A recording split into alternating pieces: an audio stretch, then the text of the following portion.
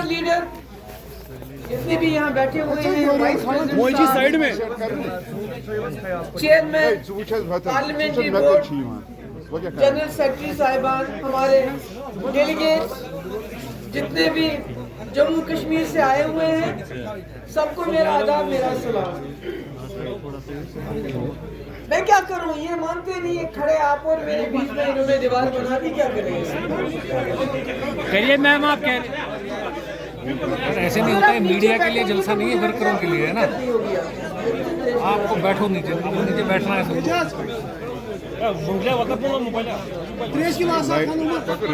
आज जैसा कि मेरी साहब ने भी बताया,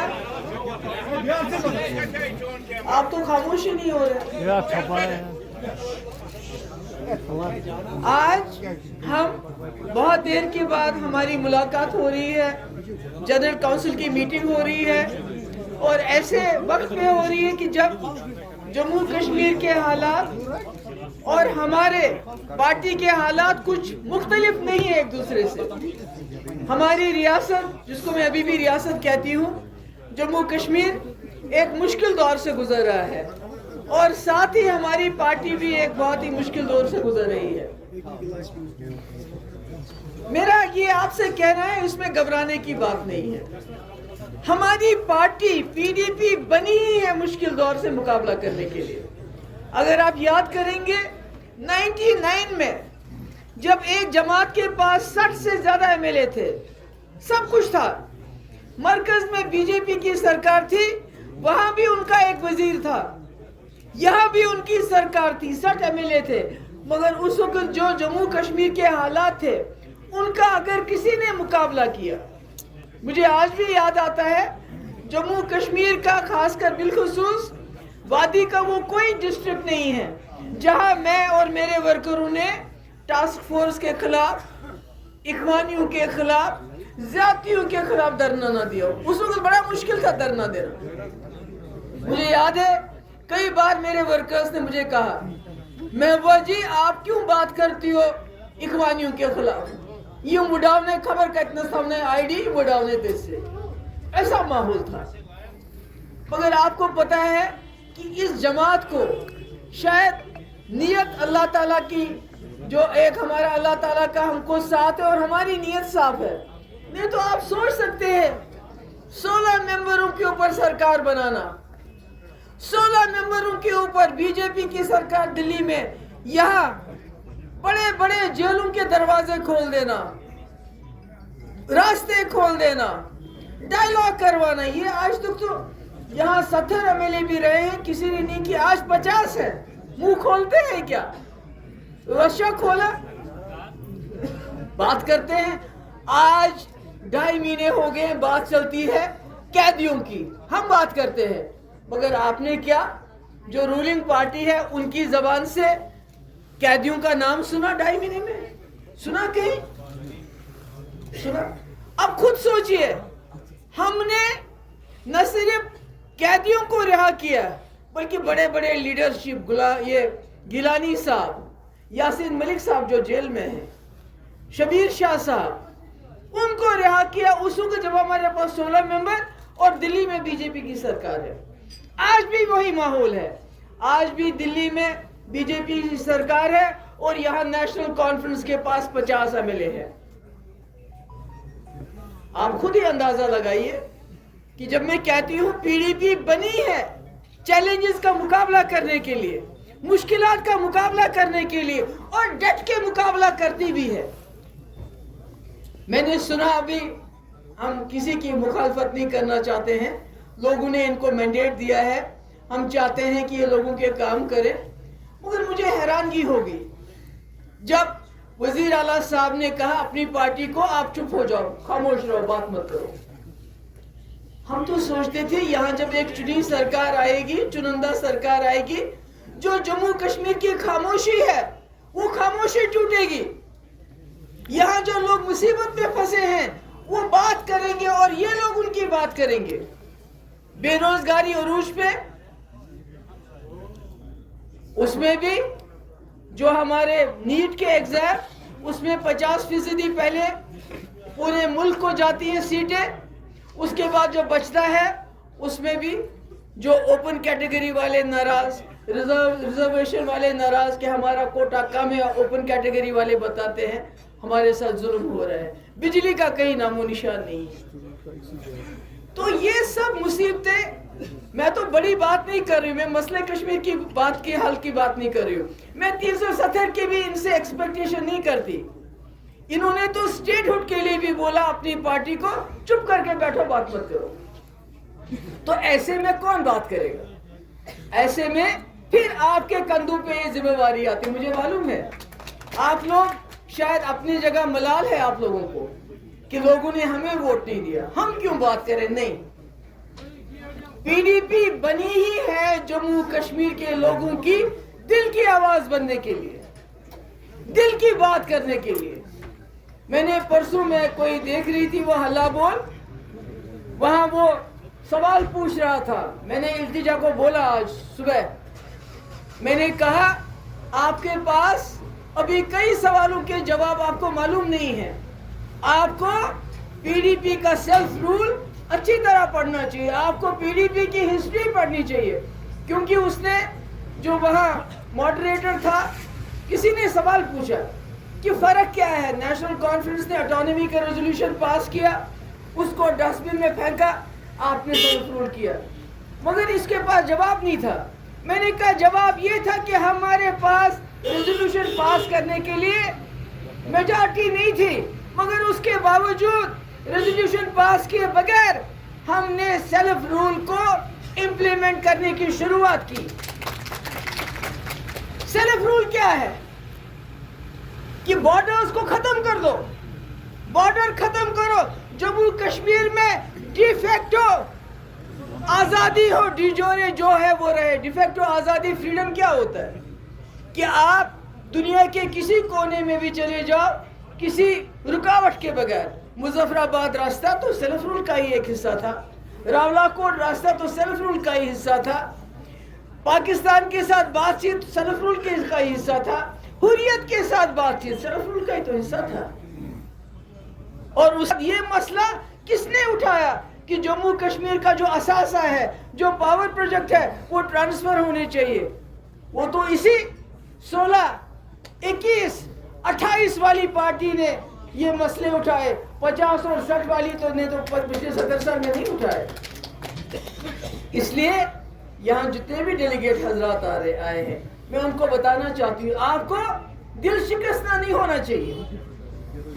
ये आजमाइश थी, हमें इस आजमाइश पे पूरा उतरना है, हमें कोशिश करनी है। हमने देखना है कि जो पीडीपी का जो एजेंडा है उस पे कोई कॉम्प्रोमाइज नहीं होना चाहिए। पीडीपी का एजेंडा आपको याद रखना चाहिए, ये पीडीपी का एजेंडा नहीं है, मुफ्ती मोहम्मद सईद का एजेंडा है। वो मुफ्ती मोहम्मद सईद साहब जिन्होंने पूरी जिंदगी में 3 साल और 10 महीने चीफ मिनिस्टर रहे जम्मू कश्मीर के, मगर जो काम उन्होंने उसमें किया वो आज तक किसी ने 50 साल की लीडरशिप में नहीं किया हुआ है। उनका विजन, उनकी सोच, उनका समझ। जब मैंने 2014-15 में मुफ्ती साहब से कहा, जब हमारी बीजेपी के साथ बात, पहले तो बीजेपी के पास हम नहीं गए, बीजेपी हमारे दरवाजे पे आई और किसी मामूली आदमी को नहीं भेजा, जनरल सेक्रेटरी को भेजा, हम नहीं गए। और उसके बाद जब बातचीत चल रही थी तो मैंने मुफ्ती साहब से कुछ सवाल किए, तो उन्होंने मुझे कहा देखो महबूबा, अगर मुझे जम्मू कश्मीर को इस दलदल से निकालना है तो वो दिल्ली की मदद के बगैर आप नहीं निकाल सकती हो। उन्होंने कहा अगर जम्मू कश्मीर को इकट्ठा रखना है तो आप जम्मू के मैंडेट को इग्नोर नहीं कर सकती हो। हमारे पास तो 28 ही थे, आज तो इनके पास 50 है। मेरे ख्याल में शायद ही कोई दरवाजा दिल्ली में है जहां इस वक्त की सरकार नहीं पहुंची। पता मुझे कहां नहीं गए वो, क्यों? क्योंकि जो बात मुफ्ती साहब ने कही थी कि जम्मू कश्मीर को दलदल से निकालने के लिए दिल्ली का साथ जरूरी है। उनको एक तजुर्बा था, उन्होंने अटल बिहारी वाजपेयी से के साथ काम किया, वो अटल बिहारी वाजपेयी जिन्होंने मुजफ्फराबाद रोड खोलने की बुनियाद डाली, रावलाकोट रोड खोलने की बुनियाद डाली, फिर बेशक उसको यूपीए की सरकार में खोला, जिन्होंने मुशर्रफ से डायलॉग किया, जो पाकिस्तान गए जिन्होंने हुर्रियत से डायलॉग किया। मुफ्ती साहब उसी प्रोसेस को आगे चलाना चाहते थे, वो बड़ी बात थी। मगर आज की सरकार छोटे छोटे दिन ब दिन जो काम है उनके लिए दिल्ली के दरवाजों पे जाने की उनको जरूरत पड़ती है। तो ये सोचने वाली बात है कि मुफ्ती साहब का नजरिया, मुफ्ती साहब की सोच, और वही सोच है पीडीपी का एजेंडा, जिसको आपने दो हाथों से पकड़ के रखना है, छोड़ना नहीं है। क्योंकि अगर जम्मू कश्मीर को हमने इस दलदल से निकालना है, इस मुसीबत से निकालना है, तो फिर हमें दिन रात वैसे ही करना पड़ेगा जैसे हम 96 से काम करते आए हैं। बैठना नहीं है। अब आपके डिस्ट्रिक्ट प्रेसिडेंट हैं, आपको डिस्ट्रिक्ट कमेटीज बनानी है, आपको जोन प्रेसिडेंट बनाने हैं, आपको ब्लॉक प्रेसिडेंट बनाने हैं, आपको तहत प्रेसिडेंट बनाने हैं, आपको वार्ड प्रेसिडेंट बनाने हैं। कहीं रुकना नहीं है। आने वाले वक्त में हम पंचायत इंचार्ज बनाएंगे पंचायत इलेक्शन के, हम टाउन इंचार्ज बनाएंगे जो टाउन का इलेक्शन देखेंगे। मगर काम बहुत है, आगे करने के लिए काम बहुत है। इसलिए मेरी आप सब आए हो, जम्मू से आए हैं, कुटवा से आए, पता नहीं कहां से। यहाँ से जम्मू के साथियों को मैं अपने कश्मीर के साथियों को बताना चाहती हूँ, जम्मू का एक मेरा साथी हजारों के बराबर, क्योंकि उन्होंने इतने मुश्किल हालात में, मैं जब जम्मू में गई और जिस तरह ये इलेक्शन लड़ रहे थे, वल्लाह बीजेपी और कांग्रेस वाले, अगर कांग्रेस इतने दिल से इलेक्शन लड़ती तो शायद वहां का रिजल्ट कुछ और होता, जितने हमारे लोग इलेक्शन लड़ रहे थे। इसलिए मुझे आप लोगों से ये कहना है कि हमारी जिम्मेवारी बहुत ज्यादा है, हमारे कंधों पे बहुत बड़ी जिम्मेवारी है।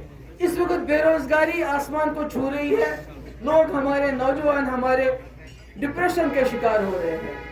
इस वक्त रिजर्वेशन के बारे में लोग बात करते हैं। हमारा ये मानना है, जो कमजोर तबका है, जो शेड्यूल्ड ट्राइब है, शेड्यूल्ड कास्ट है, बेशक उनकी रिजर्वेशन जरूरी है, मगर जो ओपन कैटेगरी के लोग हैं, जो ओपन मेरिट के लोग हैं, उनके गर्दन पे छुरी रख के नहीं रखनी है, उनका मुस्तकबिल बर्बाद नहीं करना है। क्योंकि अभी देखिए नीट में अगर 500 सीटें हैं, 250 पहले ही बाहर चली जाती है, उसके बाद जो बचता है उसमें ओपन कैटेगरी के लिए कुछ भी नहीं है, न होने के बराबर। यही नौकरियों का होता है।